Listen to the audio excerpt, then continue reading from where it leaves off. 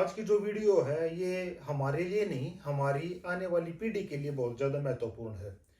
तो मैं सबसे पहले ना आपको कुछ एक फ़ोटोज़ दिखा रहा हूँ। इन फ़ोटोज़ को देख लेना, जिसको दृष्टि आईएएस ने अपने इंस्टाग्राम के ऑफ़िशियल पेज पे डाला है। ये जो कुछ एक फ़ोटोज़ हैं, इनको आप ध्यान से देखो एक बार।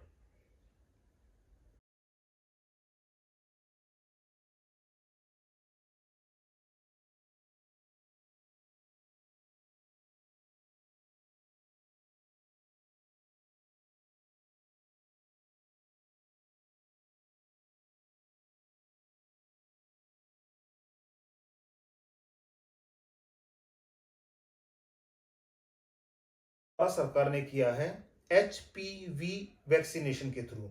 और वो क्या कह रहे हैं कि 9 से 14 साल की लड़कियों को इंजेक्शन लगाया जाएगा, जिससे 80% जो केसेस आज के टाइम में सर्विकल कैंसर के आ रहे हैं उनसे बचा जा सकता है।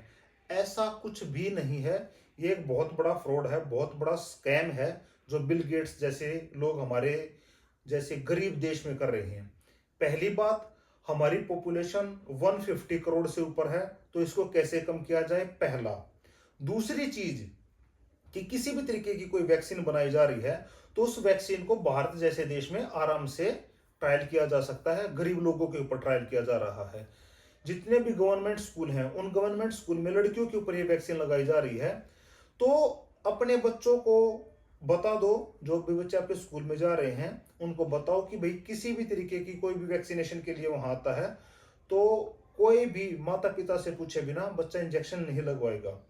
दूसरी बात, अगर आप ये सोच रहे हो कि इस तरीके की वैक्सीन लगवाने से आप कैंसर से बच सकते हो, तो ये नामुमकिन है। इस तरीके की कोई अगर चीज होगी तो अमेरिका जैसे डेवलप्ड कंट्री हैं, वो अपने देश के ऊपर अपने जो लोगों को वो बचाएंगे। ये सब कुछ फंडेड है, सब कुछ एक फ्रॉड है, स्कैम है।